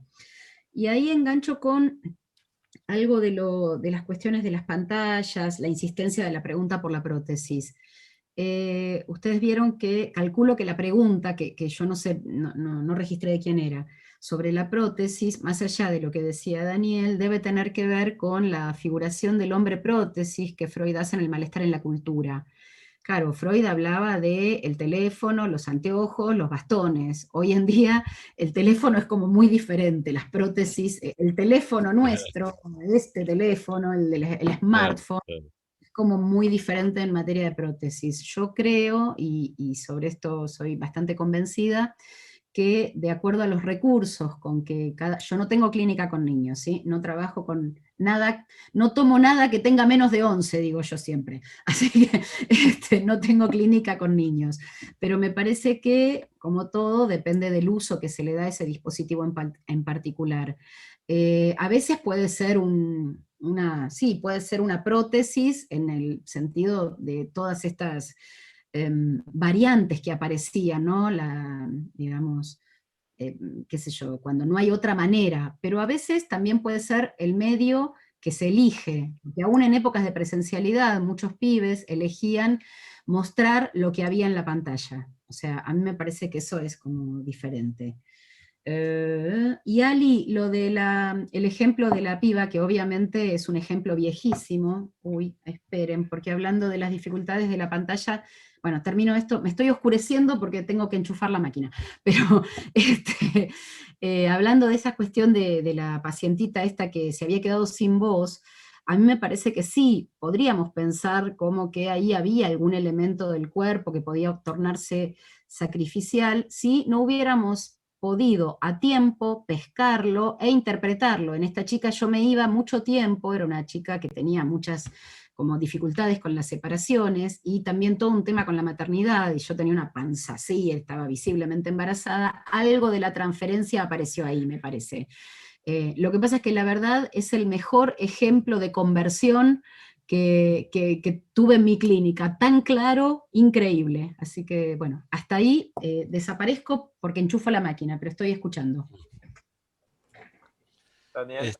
Sí, pensaba que el tema de prótesis, desde la época de Freud hasta hoy, ha cambiado en forma notable, porque 3 décadas atrás, 4 décadas atrás, en líneas generales había una cantidad de objetos que eran compartidos.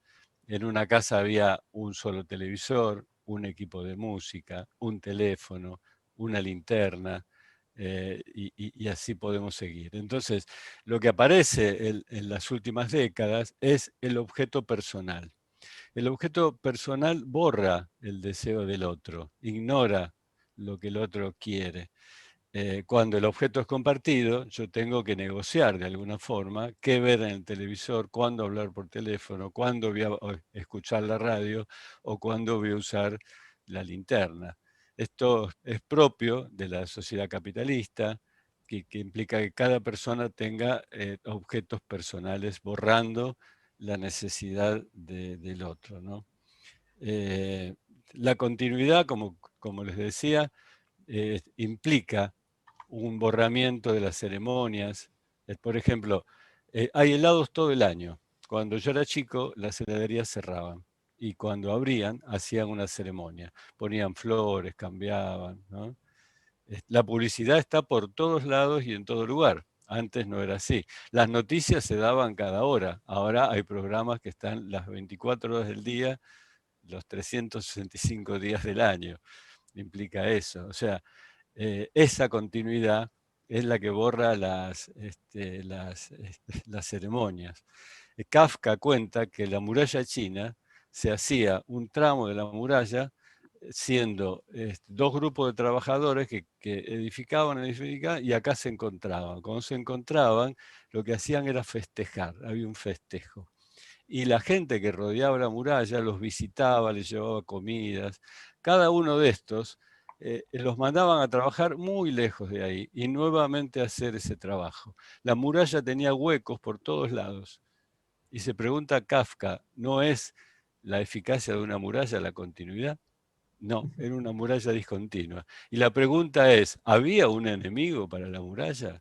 ¿O la idea era unificar a una comunidad en un trabajo y tener sus representantes en los constructores?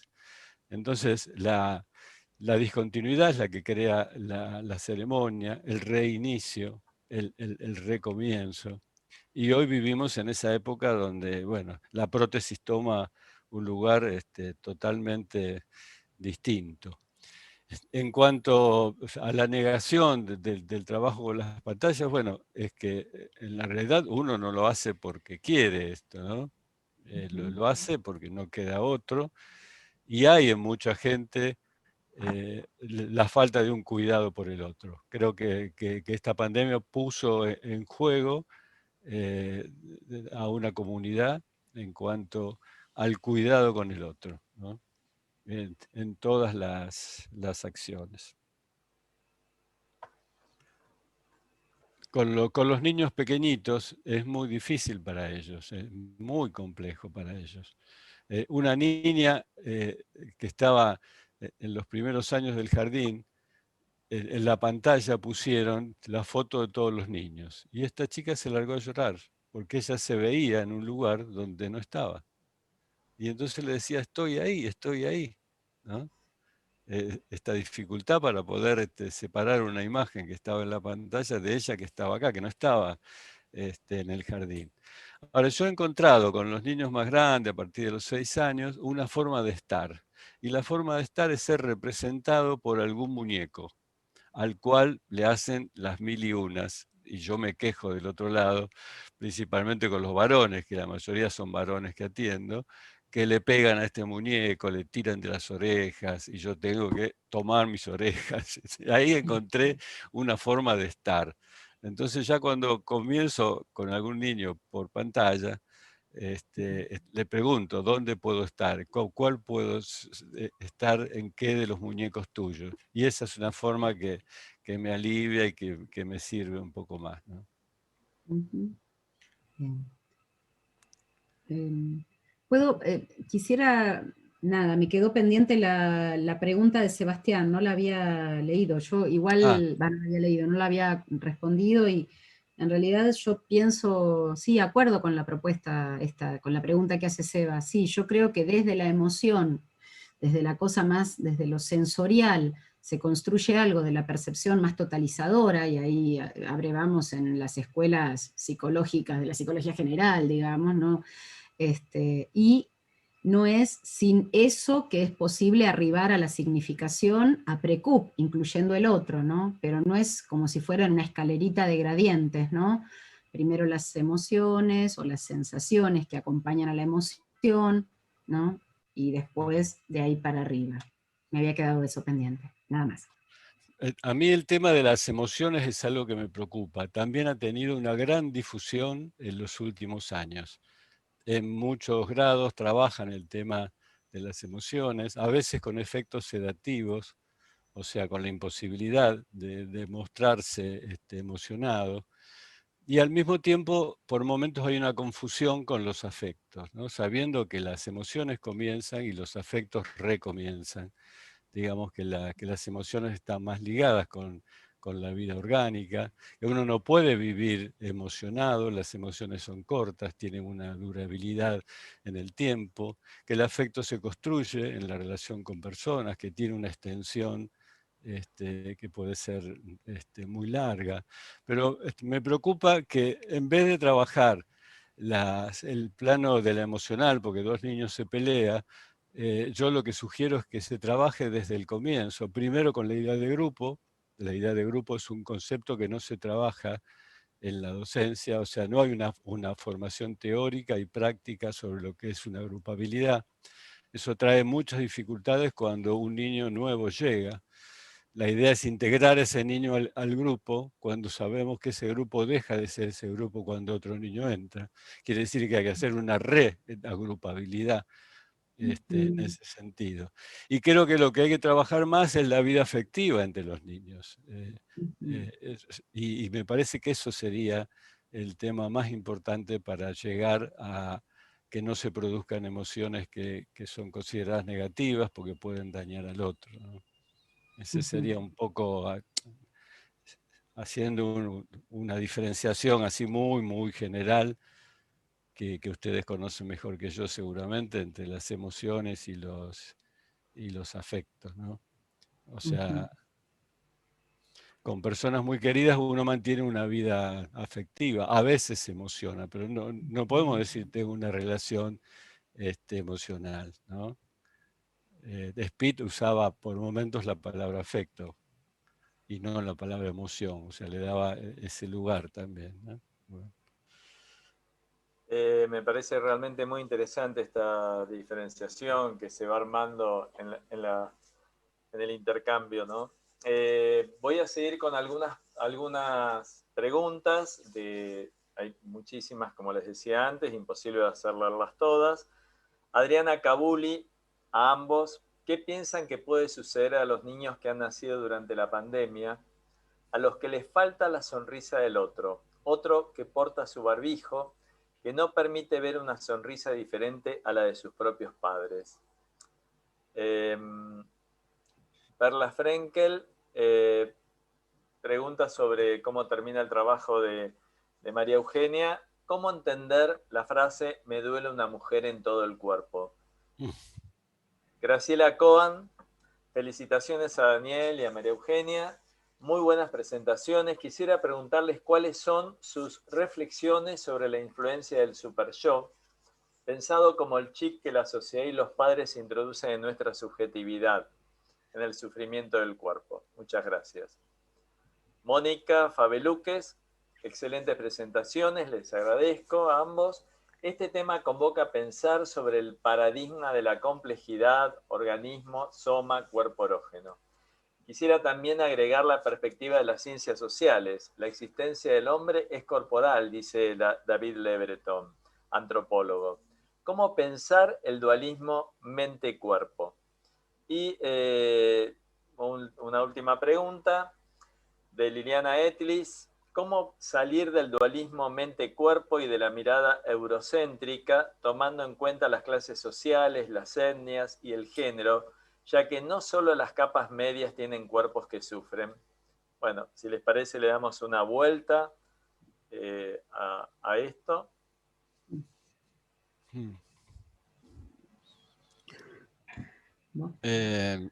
No, me parece que en líneas generales pensamos con un pensamiento dualista en muchos momentos, ¿no? Y uno puede decir que la salida del dualismo entre el organismo y el psiquismo es el cuerpo. Es el cuerpo como construcción. Creo que cuando dice, Merleau-Ponty también dice que cuando yo me encuentro con una persona, no puedo percibir su psiquismo, sino es a través del cuerpo. Y es el cuerpo, de alguna forma, el que es un mediador entre la vida orgánica y el psiquismo. ¿no? El psiquismo se materializa en la corporeidad, y me estoy metiendo en un lío porque estoy hablando con psicoanalistas y psicólogos, pero les digo, esto lo plantea Sarah Pain también, que tiene una formación en psicoanálisis muy fuerte. Ella plantea que la ruptura del dualismo es a partir de la incorporación del concepto de cuerpo, diferenciándolo de organismo. María Eugenia, no sé si... No, sí, sí, en realidad de acuerdo con esto último que planteaba Daniel, porque me parece que un poco es eso, nosotros tendríamos que pensar, siempre se dice así como medio repetido, el dualismo cuerpo-mente, pero si entendemos el cuerpo como a la vez erogeneizado y lo diferenciamos del organismo o del soma, ¿no? Ahí ya hay como un punto de encuentro. Alguien preguntaba sobre otros cuerpos en relación a clases por ahí no tan favorecidas como las nuestras. Sin lugar a dudas, es para pensarlo, pero creo que respecto de el dualismo organismo-mente deben existir los mismos entrecruzamientos y las mismas cuestiones. Esa es una idea. Perla y me duele una mujer en todo el cuerpo. Perla, por ahí a mí elegí la última frase del poema, que es uno de los poemas más, más interesantes de amor de Borges, porque en realidad Borges plantea que ha sido como abandonado y que no puede dejar de pensar en esa, vieron que los poemas de amor de Borges son siempre como sufrientes, digamos, ¿no? Y bueno, me pareció que era lindo, ilustrativo, de pensar como algo del organismo, diríamos nosotros, está representado súper poéticamente a través del lenguaje, en el abandono aparece ahí como dolor en el cuerpo. Eso es lo que yo entendí, pero la verdad es que hay cosas que yo pongo porque me gustan como suenan, sobre todo si van en boca de un poeta. ¿Qué piensan que sucederá con los niños en pandemia? Decía, ¿no? Wow. Me parece que es una pregunta, a ver, dos cosas. Es una cosa que yo siempre me pregunto. Una de las cosas que saqué de este trabajo era sobre las emociones que no se ven. Yo soy una persona como muy gestual, y lo que noto en la clínica donde trabajo en forma presencial y con los 2 o 3 consultas presenciales que puedo llegar a tener con algún paciente, es, yo a veces me doy cuenta que hago gestos, y entonces, claro, esos gestos no se me ven.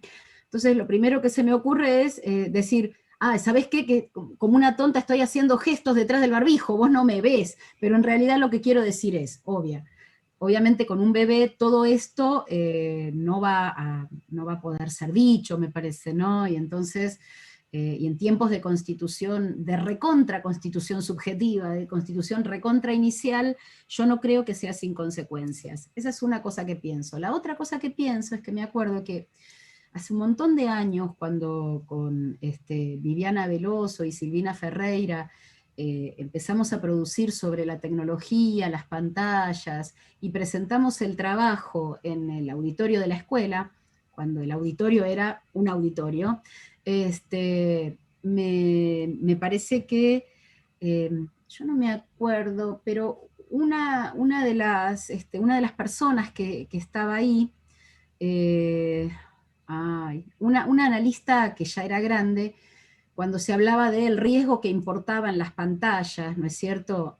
Una de las analistas que estaba ahí dijo, bueno, dice, esto es como cuando aparece la televisión y en círculos psicoanalíticos, o se difunde masivamente la televisión, y en círculos psicoanalíticos la gente se empezaba a preguntar si los chicos iban a saltar de las ventanas como Superman lo hacía, ¿no es cierto?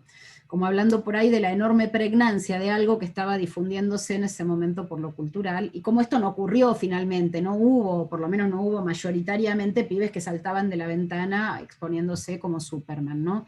Ahí creo que también entra, y para mí es fundamental, esto que fui como diciendo a lo largo del escrito, que es que en momentos primerísimos, y siempre, pero sobre todo en momentos primerísimos de la constitución subjetiva, el otro va a tener ahí, el otro maternante va a tener ahí un lugar de cuidado mucho más importante que, por un lado, el medio externo, y por el otro lado, lo que la misma, lo autoconservativo como natural. Y el super yo creo que lo del super yo que planteabas, Graciela, para mí, por lo menos como yo lo entiendo, tiene que ver con la otra pregunta con la que insistía Alicia respecto de lo sacrificial. Yo creo que a veces el mandato superyoico, el del lado por ahí de la cara más atroz y más cruel del superyo, llega hasta exponer sacrificialmente a los sujetos y a sus cuerpos erógenos. Esto es todo. Yo quería decir algo en relación a los bebés nacidos y a los bebés. En líneas generales cuesta pensar en los bebés, principalmente a las instituciones que no trabajan con bebés. Por ejemplo, se pidió y se sigue diciendo que uno tosa o estornude en el reverso del codo, o sea, en el pliegue del codo. Ese lugar, el reverso del codo, es el lugar de la primera almohada. Es la almohada anatómica del bebé. Es ahí donde ponemos la cabecita del bebé. Para una persona que está criando un bebé, no debe toser en el pliegue del codo, pero eso no fue contemplado. Es un detalle que pasa desapercibido.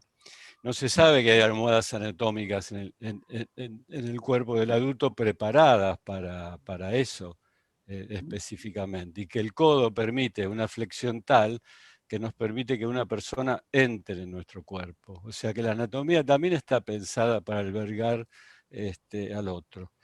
Por otro lado, el barbijo que usamos nos perturba el sonido de nuestra voz, pero nos permite los ojos libres. Y ustedes saben que investigaciones que se han hecho, cuando una persona sonríe, los ojos se iluminan.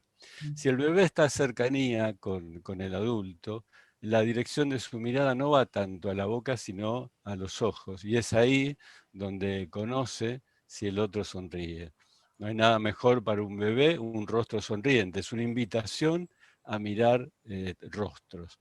Ahora, se puede jugar con el barbijo. El propio papá, la propia mamá pueden ponerse el barbijo, que seguramente si se acercan el bebé se lo va a sacar, va a tirar de ahí y se lo va a sacar. O sea, convertir el barbijo en algo más familiar, convertirlo casi en un objeto de juego. Aunque siempre hay cosas que se pierden, que es lo que uno siempre intenta compensar de alguna manera, ¿no? Quiere decir que ahí en los ojos vamos a encontrar algo. Y siguiendo con De Benedetti y siguiendo con el codo, seguramente esperamos ese mi amor, mi príncipe y todo, que en la calle, codo a codo, seremos más que dos. Es probable que en algún momento, cuando esto se termine, nos dé esa posibilidad, ¿no? Bueno, igual la pandemia nos sigue, nos da la posibilidad del codo a codo, ¿no? Nos da Sí, esa sí. posibilidad, por suerte. Nos quedan unos 10 minutitos nada, 5 o 6 minutos. Voy a leer tres intervenciones, 3 preguntas, y después lo que les pido tanto a María Eugenia como a Daniel, poder ir cerrando la mesa. Virginia Carricaburu plantea, dice, un adolescente muy abrumado por cursar la escuela. Cuando llegó a tener las vacaciones decía, no puedo estar sin hacer nada, me siento inútil. Y comenzó a hacer crisis de angustia antes de ir a dormir, ¿no? Para seguir pensando la cuestión del ocio. Teresita Bo, ¿habría una diferenciación entre un ocio creativo ligado a la subjetividad y el aburrimiento pasivo que observo frecuentemente en niños y adolescentes? ¿Cómo distinguirlos? Después, a ver, Florencia Salsamendi. Aparte del tema de las pantallas, me pregunto también por los rostros tapados, digamos, esto sigue. ¿Qué sucede con la construcción corporal de los bebés? Bueno, esto está en la línea de lo que venimos ubicando, ¿no? Así que voy a buscar otra más. A ver. 12 y 32, Susana Feinsilver. Perfecto. Susana Feinsilver. Me uno a la intervención de Florencia Salsamendi. Me pregunto mucho sobre la construcción corporal de los bebés al ver los adultos. Está en la misma línea de los barbijos, ¿no? Melinda Méndez, hay un concepto, el ser cyborg. que más allá de pensar las tecnologías en prótesis, propone también un nuevo sujeto híbrido, nuevas posibilidades del ser. Yo dejaría acá para que tanto Daniel como María Eugenia se puedan explayar. Tenemos 5 o 6 minutitos para poder ir también cerrando la mesa. Yo creo que muchos de los niños y adolescentes viven hoy en día bajo el efecto de la continuidad. Levinas planteaba que el aburrimiento era una fuente de creatividad increíble, ¿no? Y hoy el aburrimiento para un niño equivale a un sufrimiento en muchos casos. El aburrimiento en mi infancia se ligaba con una prohibición. Por ejemplo, no hagan ruido que vamos a dormir la siesta. En ese aburrimiento aparecía la transgresión. La transgresión como ir más allá de lo permitido, no como violación, ¿no? Sino como... y ese era un efecto creativo en ese sentido. Claro que el tema de la creatividad no está, ni está en los derechos, o sea, no hay un derecho de crear. Yo estoy armando un libro que se llama El derecho de crear, ¿no? Como posibilidad. Y creo que las escuelas que lo toman bastante en los primeros años, luego lo olvidan y lo dejan a un lado, porque esa es la fuente con la cual vamos a poder pensar, imaginar y vincularnos con el otro, ¿no?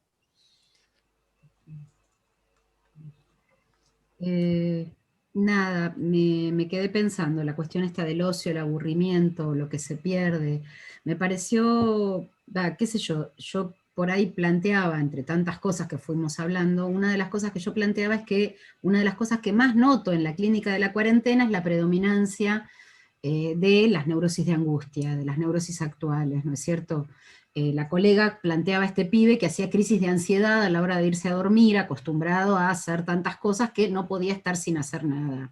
A mí me parece que ese chico no estaba ocioso, ¿sí?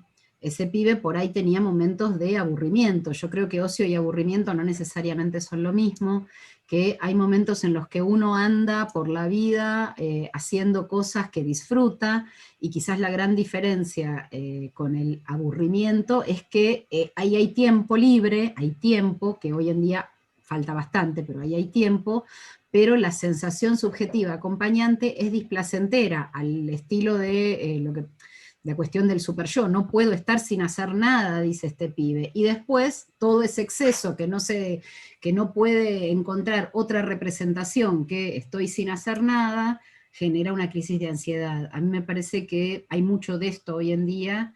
También hay pibes creativos que hacen cosas, digamos, ¿no? Yo qué sé, yo tengo un muchachito que la otra vez lo comentaba en el espacio de científica, juega conmigo, o empezó así, empezó jugando, se pone fondos de pantalla, y entonces yo no vea lo que la madre no quiere que vea, que por ahí es la pieza toda desastrada, y entonces yo veo el fondo de pantalla y digo, no, si vos vivís en Buenos Aires no podés tener mar de fondo, no puede haber mar no, ese es un fondo de pantalla, y aparece ahí como la posibilidad de empezar a través de la pantalla, que ahí estoy convencida de que no es una prótesis, sino que es una herramienta ahí claro, capta la atención mía, empezamos a hablar de lo que la madre quiere que él muestre, lo que no, cuánto él obedece, cuánto desobedece, digamos.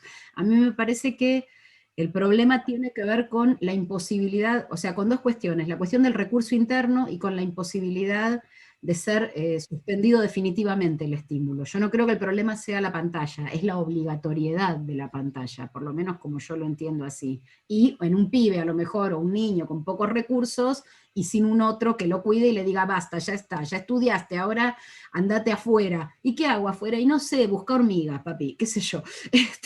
Digo, ¿no?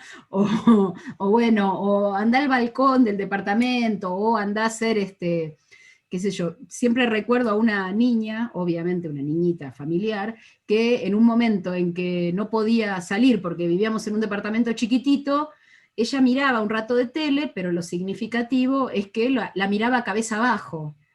Hoy en día es súper creativa esa chica, o sea, estaba con los pies arriba del sillón, la cabeza la miraba para abajo y la tele acá atrás, y entonces había algo ahí, había una mirada distinta que se ponía en juego y el cuerpo puesto en juego también, digamos, ¿no? Yo creo que algo se puede hacer. El cyborg y los sujetos híbridos se los debo, me suena hasta distópico, pero sí, hay mucho de eso. Hasta acá. Otra de las cosas que ha pasado... disculpame. No, sí, si querías decir algo, Daniel, para ir Sí. cerrando.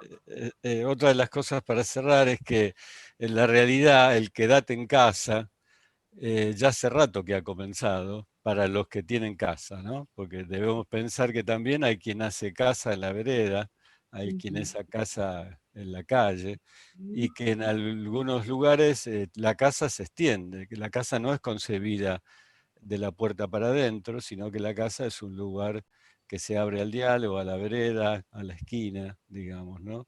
Y que hace rato que veníamos con esta idea de quédate en casa. Los bancos se construyen en lugares donde no puede entrar la gente ya, y los jubilados a veces se mandan sus performances, digamos, complicando y a su vez denunciando esa realidad. Hace rato que el teletrabajo está presente, hace rato que el delivery está presente, y hace rato que este dicho de abrir la puerta para ir a jugar en las ciudades no puede concretarse, porque ya no hay más veredas, digamos, como lugar intermediario entre la casa central digamos, y refugio, y la calle como el lugar del peligro. Eso nada más. Bueno, muchas gracias, Daniel, y por supuesto quedaron un montón de preguntas e intervenciones que después, bueno, les mandaremos el chat. Fue sumamente fructífera toda la mesa. Lo que vamos a hacer ahora es permitir que los participantes de la conferencia reactiven su propio micrófono para poder saludar a la mesa, y posteriormente voy a compartir pantalla con la actividad del miércoles que viene. ¿Sí? Ya pueden abrir sus micrófonos. Felicitaciones, ¿eh? Gracias. Gracias. Muy buena la ponencia. Felicitaciones. Excelente la mesa. Muchas gracias. Muchísimas gracias. Mientras tanto, los invitamos al miércoles próximo para escuchar un trabajo libre de Perla Frenkel, soñar a 24 cuadros por segundo, lo onírico en un perro andaluz. Bueno. Gracias, Norberto. Excelente el inicio. Maru, te mandé un mensaje, te abrazo. Y Daniel, un placer volverte a ver. Así que felicitaciones. Gracias. Muchas gracias a todos. Muchas gracias por las participaciones de todos. Gracias, Inés. Gracias. Re interesante. Bueno, voy deteniendo la grabación y La grabación